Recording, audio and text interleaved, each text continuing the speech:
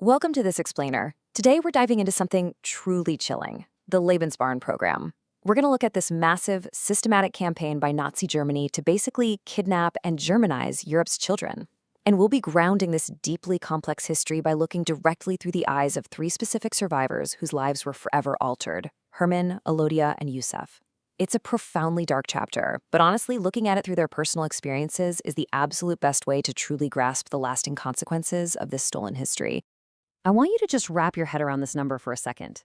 50,000. Based on extensive post-war research and thousands of recovered files, historians estimate that roughly 50,000 children were abducted from all across Eastern Europe during this campaign.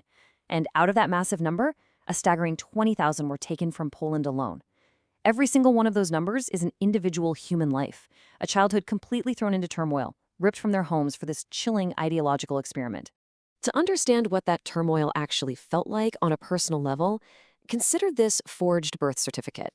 It belongs to a survivor named Herman Ludeking. Handed to him by Nazi officials, it coldly states, "Father dead, mother dead." The horrifying reality for these victims was a complete, bureaucratic erasure of their past. They were handed these falsified records, which essentially set them up for a lifetime of desperately searching through archives just trying to figure out who they actually were. Section 1. The Master Plan. So this terrifying obsession with racial purity didn't just happen overnight.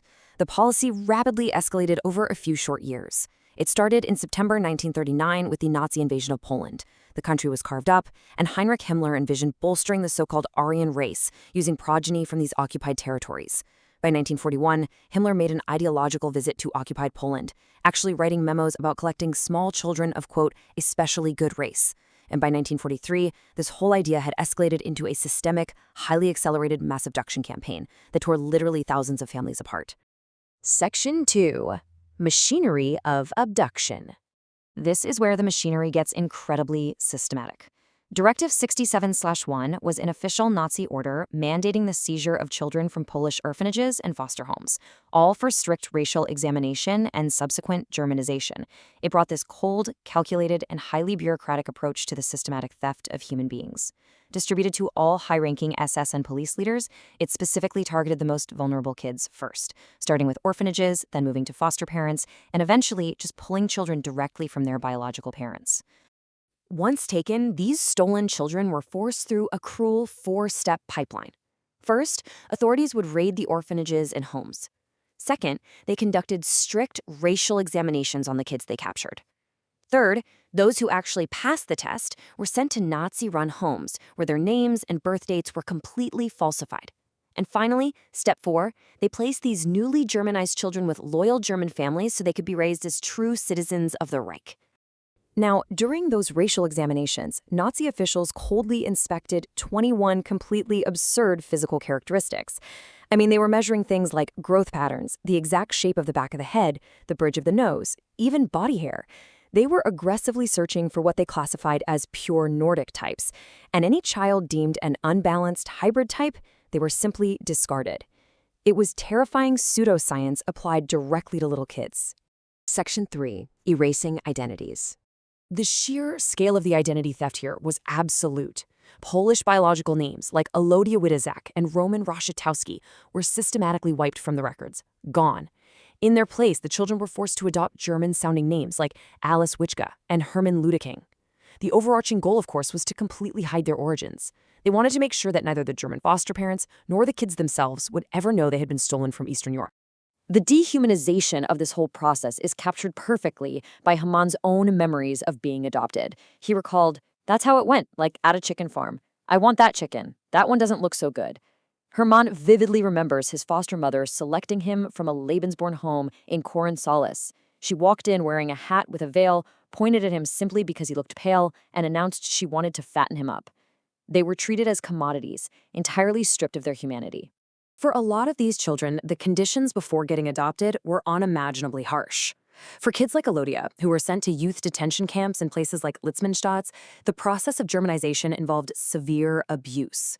Children were violently beaten and punished for even whispering in Polish to one another. They were forced into grueling 6 a.m. roll calls in the freezing cold. Tragically, just surviving meant enduring forced labor and the ever-present threat of death. with dead children frequently found right in the barracks beds. Section 4. The post-war muddle. So the war ends, right? You'd expect some kind of justice. But a massive, tragic judicial error occurred during the famous Nuremberg trials.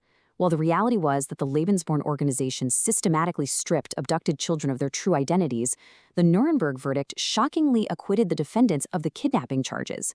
The tribunal mistakenly classified Lebensborn as a purely charitable welfare institution. From a modern legal perspective, this blatant judicial error meant the true scope of this kidnapping machinery was legally swept right under the rug. And because of that legal precedent, the fight for justice is actually still happening today. Survivors like Hermann have fought the German Constitutional Court for symbolic 2,500 euros, honestly just seeking some official recognition that a crime occurred against them. Meanwhile, the German government's stance remains unyielding. They continue to dismiss these kidnappings merely as general collateral damage of war, arguing that many of the children were well treated by their foster parents. It's a devastating roadblock for these survivors. Section 5. A lifelong search. The human toll of all this is perhaps best expressed by survivor Yusuf Sawa. He said, "I feel I'm missing the warmth of being raised by a father and mother. All my life, I've been missing that embrace." Yusuf actually watched his parents get brutally murdered by the Nazis in 1943 for hiding Jews in their bunker. His sister, Janina, was abducted and given to a German family. And today, the psychological barrier is so deep that Janina tragically refuses to acknowledge her Polish roots. She writes letters to Yusuf begging him not to talk about the war. The program, in her case, successfully erased her original identity forever. But on the other hand, Elodia's story shows this remarkable glimmer of hope and resilience.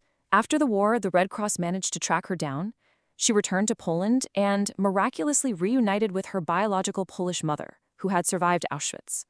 Now, Elodia had entirely forgotten the Polish language, so the transition was incredibly difficult. But ultimately, she became a very lucky daughter.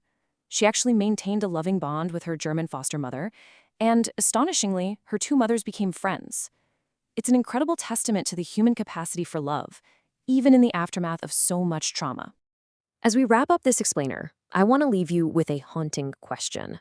What does it actually mean to live an entire life without ever truly knowing your own roots? Herman is still searching archives in his mid-80s. Yusuf is still grieving a sister who sits across from him but denies her own past. These stories reveal the profound, enduring human cost of stolen history. Thank you so much for joining me to explore this complex topic through these incredible stories. I really hope it leaves you wanting to learn more about the hidden histories that still shape our world today.